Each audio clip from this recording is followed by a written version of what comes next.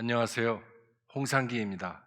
교회에서 저에게 기회를 주셔서 오늘 성도님들과 함께 직장, 일터에서의 제자의 삶이라는 주제를 가지고 성경 공부를 오늘 같이 해보겠습니다. 먼저 하나님께 기도드리고 시작하겠습니다. 참 좋으신 아버지 하나님 감사합니다. 저희 교회 안에 말씀을 사모하는 마음을 주셔서 이렇게 서로 모여서 서로 말씀을 가르치고 배우고 상고하는 마음을 주심에 감사합니다. 아버지 하나님, 이 시간 성령 하나님께서 충만하게 임재하셔서 운행하셔서 저희 마음과 생각을 아, 주님 앞으로 집중시켜 주시옵소서. 아버지 하나님께서 또 은혜를 주셔서 저희 각자의 심령을 부흥시키셔서 아버지 하나님 기뻐하시는 그런 삶으로 살아내는 저희 온 성도가 될 수 있도록 축복하여 주시옵소서. 예수님 이름 받들어 기도드렸습니다. 아멘. 먼저 서론으로 성도님들과 같이 그래프 하나를 보겠습니다. 이 그래프는 직장 사역으로 하나님의 부르심을 받고 이랜드라는 회사의 사목으로 평생을 사역하신 방성기 목사님이 만드신 그래프입니다. 이 그래프에서 보여주듯이 행동하고 사는 인간의 삶은 네 가지 영역으로 나누어질 수 있습니다.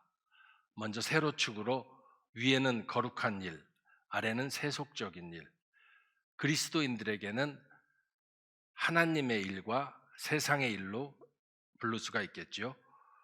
몇 주 전에 우리 조재현 목사님의 설교로 우리는 하나님의 일이란 구세주이신 예수님을 믿는 것으로 배워서 잘 알고 있습니다. 그리고 가로축으로는 오른쪽으로 종교적인 일과 왼쪽으로 일상적인 일로 나누어져 있습니다.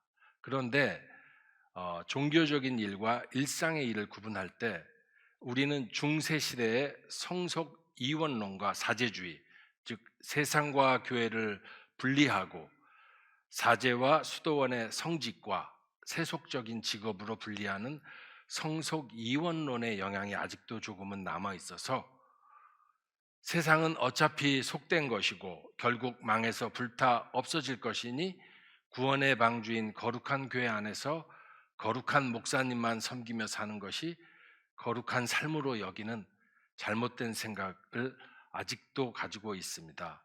그래서 가로축의 종교적인 일과 일상의 일을 거룩한 일과 세속적인 일로 잘못 나누는 생각을 아직도 가지고 있습니다. 루터의 종교개혁의 가르침으로 나온 만인 제사장의 교리는 직업에 상관없이 하나님 앞에서 제사장으로서의 신자의 삶의 전인성을 강조합니다. 예배당에서 예배를 드리고 있어도 그곳에 하나님이 계시지 않으면 세속화된 종교 행위일 뿐입니다. 말라기 1장 6절에서 하나님은 내 이름을 멸시하는 제사장들아 라고 세속화된 종교 행위를 꾸짖으십니다. 마태복음 12장에서도 예수님은 그 당시 가장 경건하고 거룩한 신앙인으로 여겨졌던 바리새인들을 가리켜 독사의 자식들아 라고 꾸짖으십니다.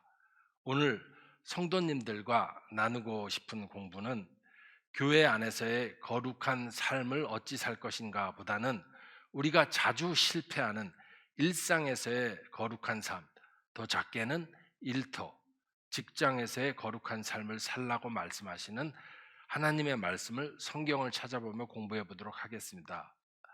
그리스도인들이 일반 사회인들에게 비판을 받는 일들이 종종 있습니다. 그들에게 기독교인을 비난하는 이유를 물어보면 가장 많이 지적하는 이유로 신앙과 삶의 괴리라고 말합니다.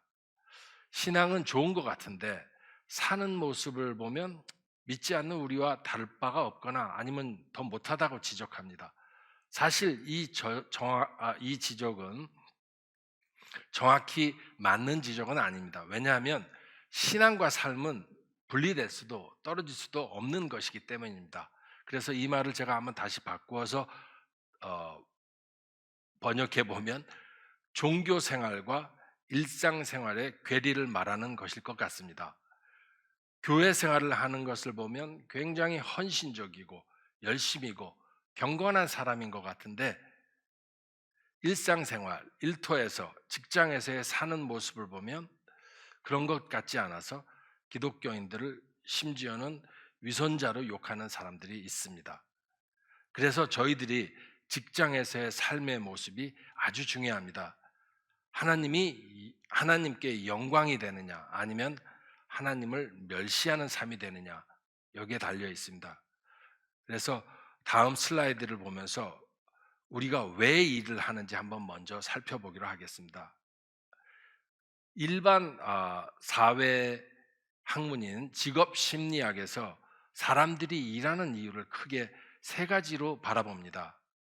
첫 번째는 잡으로 바라봅니다. 즉 돈을 벌기 위한 목적으로 일한다고 말합니다. 맞는 말입니다. 우리 모두 일해서 얻는 소득으로 가족을 부양합니다.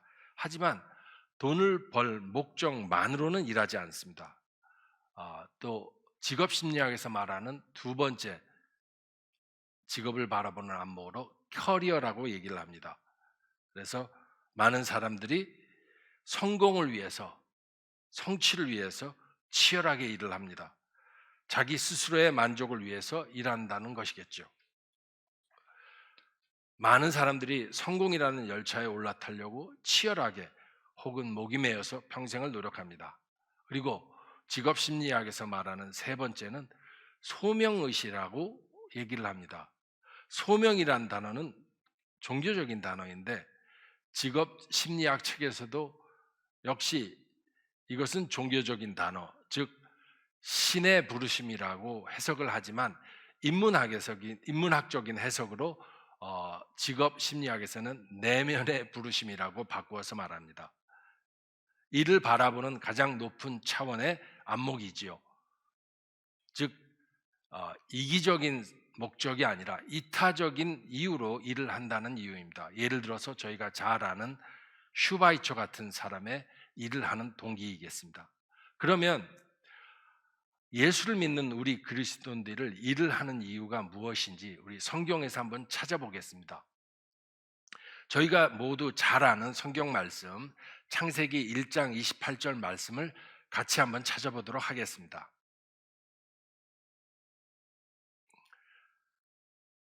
말씀을 다 찾으신 줄 알고 제가 읽겠습니다. 하나님이 그들에게 복을 주시며 하나님이 그들에게 이르시되 생육하고 번성하여 땅에 충만하라. 땅을 정복하라. 바다의 물고기와 하늘의 새와 땅에 움직이는 모든 생물을 다스리라 하시니라 라고 말씀하셨습니다.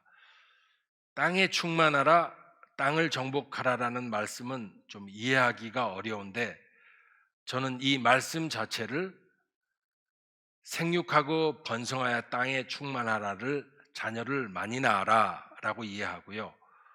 땅을 정복하고 다스리라 하시는 말씀을 땅에서 일하라 라고 이해했습니다. 창세기 2장 15절 말씀에도 보면은 하나님께서 아담과 하와에게 에덴 동산에서 경작시키시고 지키게 하시고 라고 말씀하십니다. 일을 시키셨다는 말씀입니다. 그래서 저는 일을 하는 이유가 하나님이 사람에게 명령하셨으니까 라고 받아들였습니다. 그리스도인들이 꼭 숙지해야 될 세계관이 있습니다. 그것은 창조적인 세계관입니다. 그것을 아주 간략하게 요약하면 하나님의 창조, 인간의 타락, 예수님의 십자가의 죽으심으로 다시 태어난 구원받은 인간입니다. 그래서 창조적인 세계관으로 일을 바라보면 이렇습니다. 인간은 일을 하도록 창조되었다. 하지만 인간이 타락하면서 일에 고통이 따르게 되었다.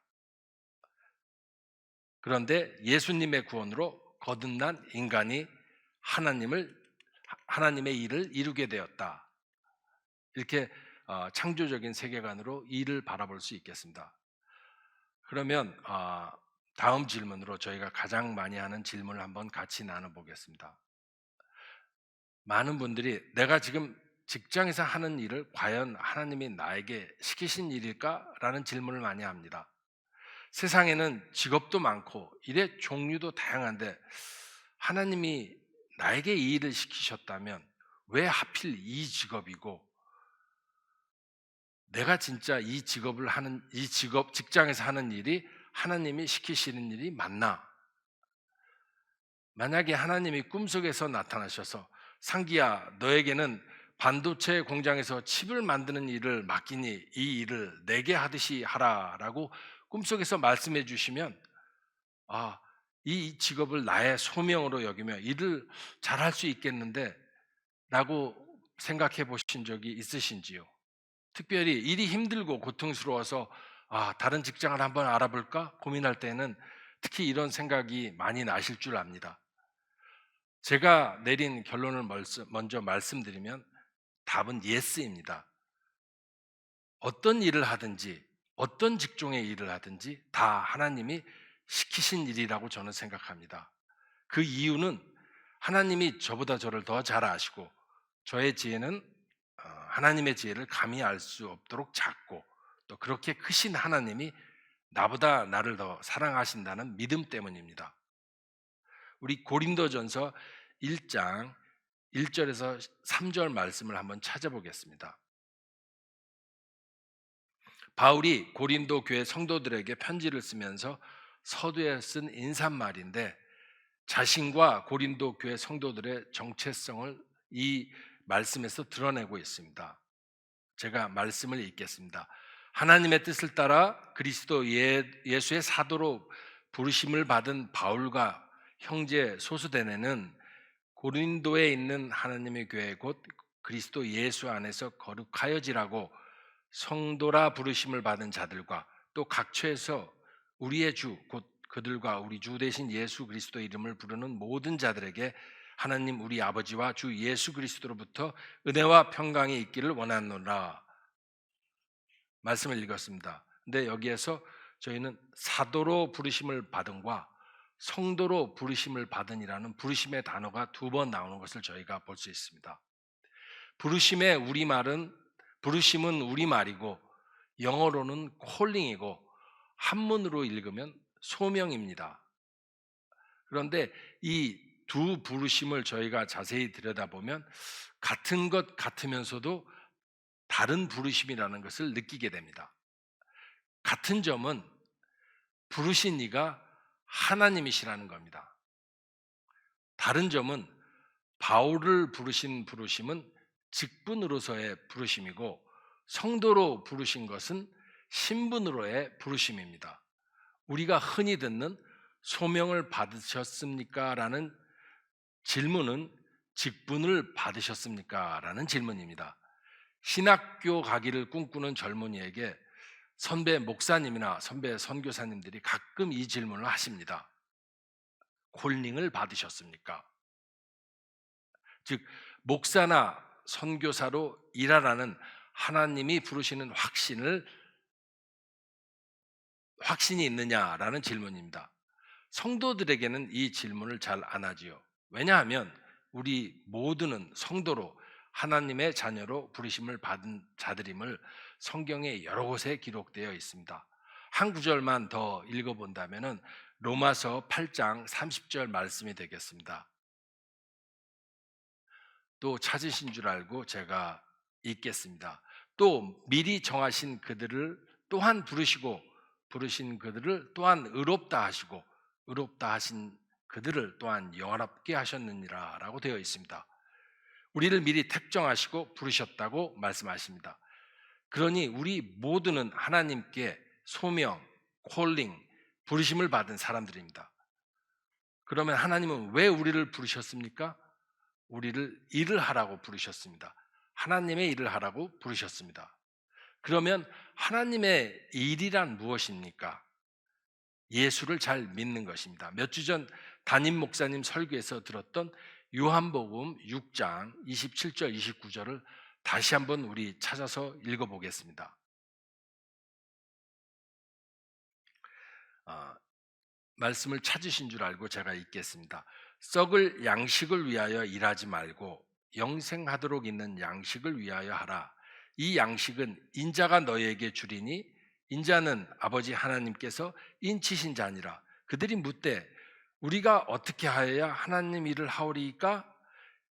예수께서 대답하여 이르시되 하나님께서 보내신 이를 믿는 것이 하나님의 일이니라 하시니,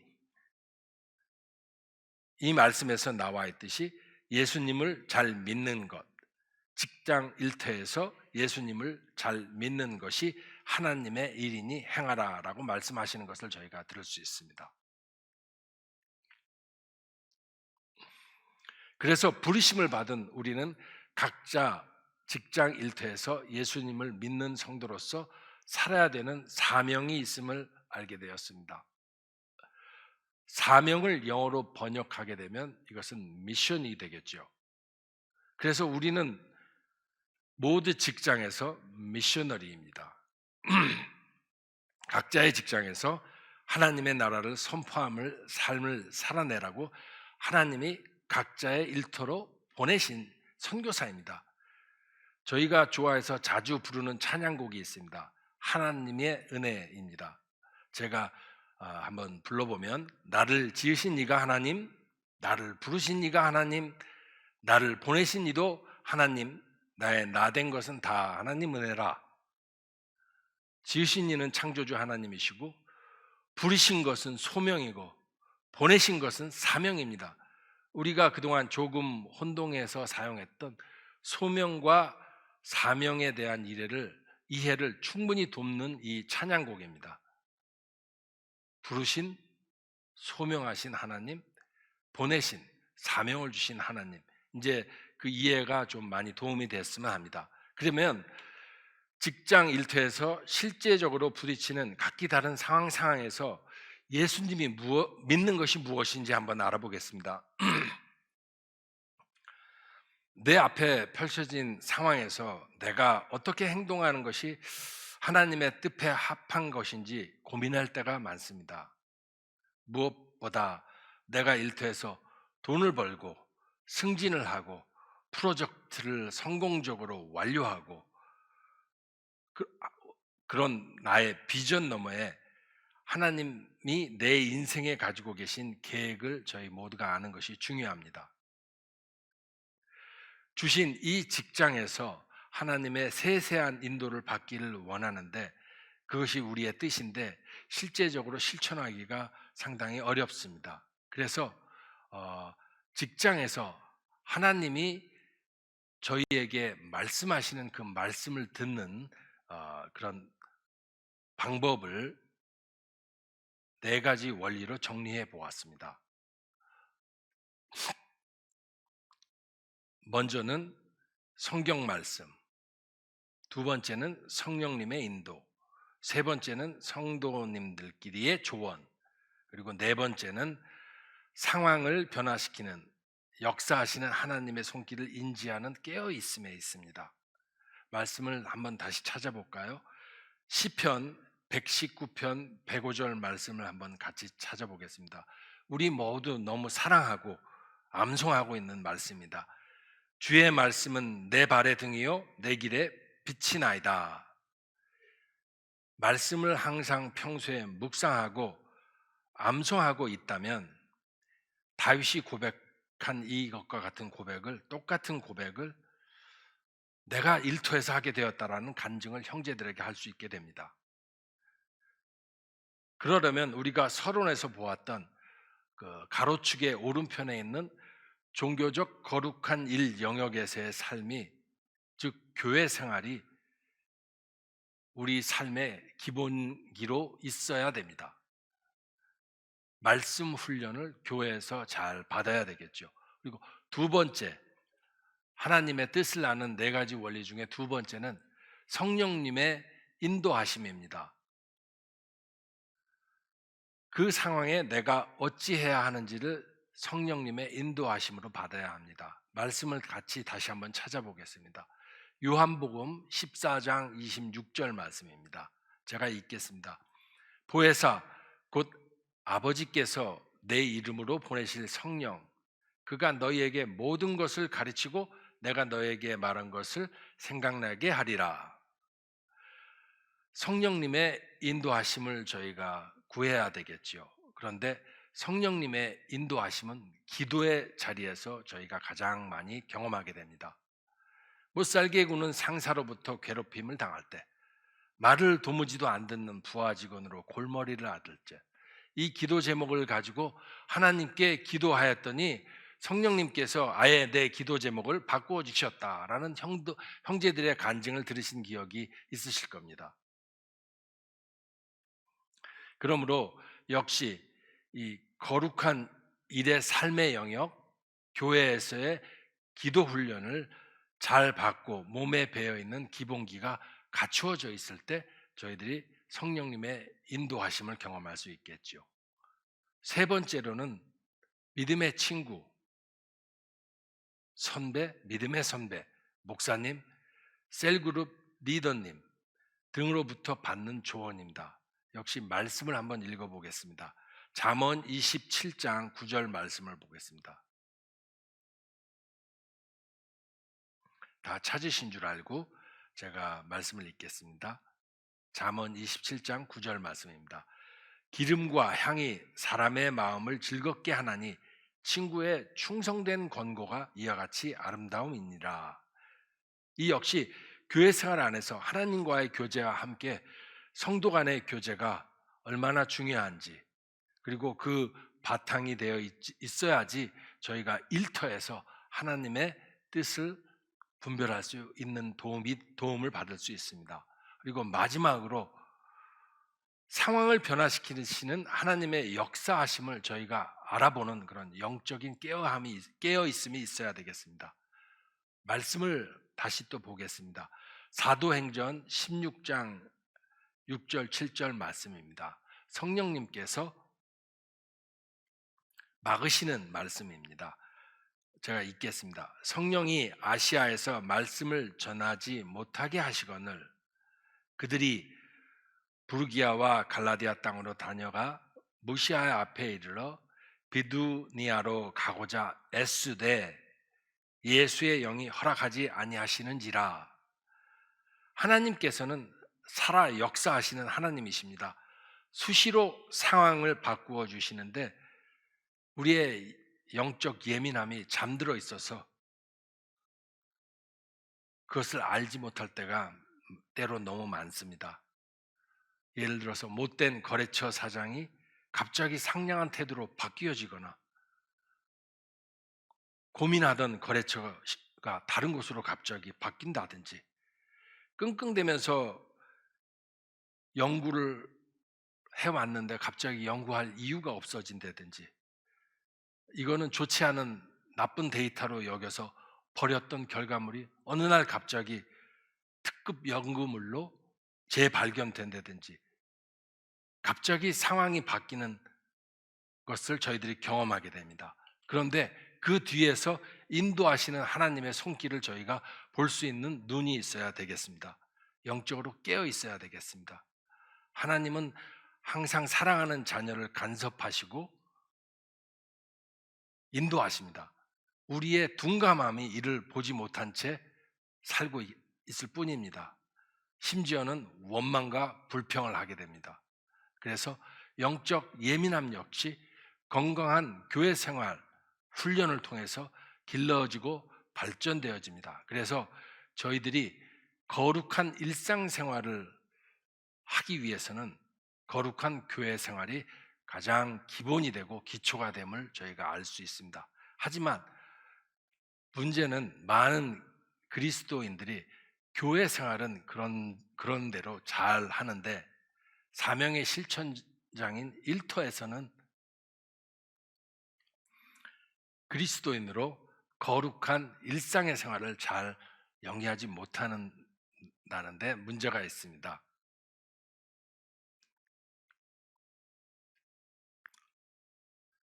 이런 얘기를 할 수 있습니다. 홍 장로 하는 말 다 잘 알아듣겠는데 실천이 잘 안 돼. 직장 생활이 그리 만만치 않은 걸 당신도 잘 알잖아. 정글이야 정글. 내가 일하는 일터는 잠시 한눈 팔면 잡혀 먹게 돼 라고 하소연하시는 분들이 있을 줄 압니다.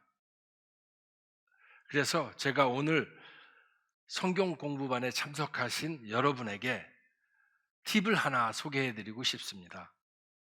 일상생활에서 저희들이 거룩한 삶을 영위하는 팁입니다. 책을 한 권 소개해드리려고 합니다. 여러분들도 많이 아마 읽어보셨을 겁니다. 예수님이라면 어떻게 하실까라는 책입니다. 찰스 스톤 목사님이 실제적으로 실직한 인쇄공으로 실제로 분장을 하고 교회를 찾아다니며 도움을 요청했는데 교회 성도들의 무관심과 냉담한 반응에 충격을 받게 되고 그 충격으로 쓴 소설책입니다. 베스트셀러입니다. 그래서 이 소설책에 나오는 주인공 맥스웰 목사님은 예수님이라면 어떻게 하실까라는 질문을 매 순간 자신에게 던지며 삶을 매 순간 자신이 책임지기로 다짐하고 자신이 목회하는 교회 성도들에게 같은 도전을 하며 그 교인들이 1년을 그렇게 살기로 작정을 같이 하고 그렇게 살게 됩니다. 그래서 이 변화는 마치 연못에 작은 조약돌 하나가 던져져 파문을 일으키듯이 이 사랑의 파문이 온 마을에 퍼져나간다는 이야기입니다. 우리도 직장에서 지금 처한 상황에 예수님이라면 어떻게 하실까라는 질문을 던져본다면 놀라웠게도 우리는 그 상황에 예수님이라면 어찌 하실지를 저희가 이미 알고 있다는 사실을 발견하게 됩니다. 다만 두려움 때문에 예수님처럼 행동하지 못할 따름인 거라는 걸 깨닫게 됩니다. 말씀을 같이 보겠습니다. 로마서 1장 6절 말씀입니다. 찾으신 줄 알고 제가 읽겠습니다. 너희도 그들 중에서 예수 그리스도의 것으로 부르심을 받은 자니라. 부르심이란 말씀이 또 나옵니다. 우리는 예수님의 것이라고 말씀하시네요. 예수님의 소유물인 것이 우리의 정체성입니다. 그래서 예수님의 발자취를 그대로 따라가 나를 지켜주실 것을 믿는 믿음으로 믿음의 한 발자국 내딛으시라고 예수님이 말씀하십니다. 그래서 저는 작은 것부터 실천해 보시기를 권면해 드립니다. 놀랍게도 예수님의 평강이 내게 임하시는 것을 경험하시게 될 것입니다. 현실적으로는 물론 손해를 보는 결과가 나올 가능성이 매우 높습니다. 하지만 예수님이 주시는 평강의 기쁨은 내가 본 손해에 비할 바가 아니겠지요. 마지막으로 이 성경 공부를 마치면서 역시 방성기 목사님이 작성하신 1터 10계명을 소개하는 것으로 마치려고 합니다. 출애굽기 20장 저희가 같이 보면은 저희들이 너무도 잘 아는 하나님이 모세에게 이스라엘 백성에게 저희에게 주신 10계명이 나와 있습니다. 그런데 이 10계명을 직장에서 일하는 일터에서 적용하라고 방성기 목사님이 1터 10계명으로 바꾸었습니다. 그래서 너는 나 외에 다른 신들을 내게 두지 말라라는 10계명 1장 10계명을 저희는 골로새서 3장 23절 말씀 모든 일을 죽게 하듯 하라라는 말씀으로 대신하겠습니다. 그래서 직장 생활의 근거는 하나님이시다 라는 것이 저희 1터 10계명의 1계명입니다. 그래서 저희의 보스는 하나님이십니다. 제 상사는 하나님이십니다. 저의 동역자는 하나님이십니다. 그리고 이제 2계명입니다. 저희는 때때로 직업을 우상으로 만드는 우를 범하게 됩니다. 홀릭이라는 단어가 있죠. 알코홀릭, 워크홀릭. 근데 많은 분들이 심지어는 크리스찬들도 워크홀릭으로 살아갑니다. 일에 빠져드는 거죠. 일이 직업이 우상이 되어버리는 겁니다. 저희도 이런 우를 범할 수 있습니다. 그래서 일터 십계명으로 직업을 우상으로 만들지 말라라는 게 2계명입니다. 그다음에 3계명은 직장 속에서 하나님의 이름을 더럽히지 말라. 10계명의 원래는 너는 내 하나님 여호와의 이름을 망령되이 부르지 말라입니다. 어떤 크리스찬이 직장에서 점심시간에 식사 기도를 안 해요. 그래서 질문을 한번 해봤죠. 왜 기도를 안 하십니까? 그랬더니 그분 답이 하나님의 이 영광을 위해서입니다 라고 답을 했어요. 그러니까 본인이 그리스도인인 것이 드러나면 하나님의 누가 될까봐 드러내지 못하고 산다는 이제 우스갯소리인데요. 저희들 직장 속에서 하나님의 이름을 영광되게 드러내야 되겠죠. 그러려면 저희들 빛과 소금으로 살아야 됩니다. 다음에 4계명을 보겠습니다. 중요한 계명입니다. 안식일을 기억하여 거룩하게 지켜라. 출애굽기 20장 6절 말씀인데 저희들 역시 직장 일로부터 안식을 누려야겠습니다. 그래서 저희가 항상 주의를 지키고 또 주님 안에서 정말 주님이 주시는 쉼을 저희가 마음껏 누리고 또 그 다음에 다시 일을 하는 그런 직장 생활의 패턴을 저희가 지켜야 되겠습니다. 그 다음에 5계명 내 부모를 공경하라. 그리하면 내 여호와가 내가 준 땅에서 내 생명이 길리라. 출애굽기 12장 20장 12장 말씀인데요. 직장에서 권위를 인정하라라고 10계명으로 바꾸었습니다. 직장 상사 정말 마음에 안 들어도 그의 권위를 존중해 주라 이 말씀입니다.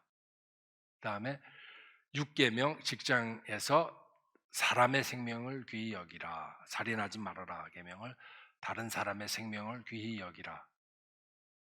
그다음에 7계명 저희들이 정말 조심해야 될 계명입니다. 간음하지 말아라. 직장에서 성적으로 조심하라. 이것은 정말 아무리 강조해도 지나침이 없습니다. 그래서 너무 쉽게 실수할 수 있는 그런 상황에 저희가 예민하게 감지하고 그런 상황에 처하지 말아야 되겠습니다. 그래서 성적으로 조심하라. 그 다음에 8계명 도둑질하지 마라. 직장에서 다른 사람의 소유를 지켜주라. 우리는 때때로 다른 사람의 결과물을 다른 사람의 노력을 알게 모르게 갈취할 때가 있습니다. 그러지 말라라는 말씀입니다. 그리고 9계명 내 이웃에 대하여 거짓 증거하지 마라. 근데 9계명 직장에서 거짓말하지 마라입니다. 거짓말을 하지 않고 살기가 참 쉽지 않은 세상인데 저희 크리스찬들이 가장 중요한 덕목으로 여겨야 될 직장 생활의 가르침이 거짓말하지 않는 것입니다. 그 다음에 마지막으로 10계명입니다. 내 이웃의 집을 탐하지 말라. 내 이웃의 아내나 그의 남종이나 그의 여종이나 그의 소나 그의 낙이나 무릇 내 이웃의 소유를 탐하지 말라. 저희들 항상 만족을 모르고 사는 것이 저희의 본성인데 타락된 인간의 본성인데 저희들 자족할 수 있는 그런 신앙의 훈련이 굉장히 필요합니다. 그래서 직장을 통해서 얻는 소득으로 저희가 만족할 줄 알아야 됩니다. 그렇지 아니할 경우에는 저희가 너무나 이 자족의 훈련이 되어 있지 않으면 너무나 많은 유혹에 노출될 수 있습니다. 뇌물을 받을 수도 있고.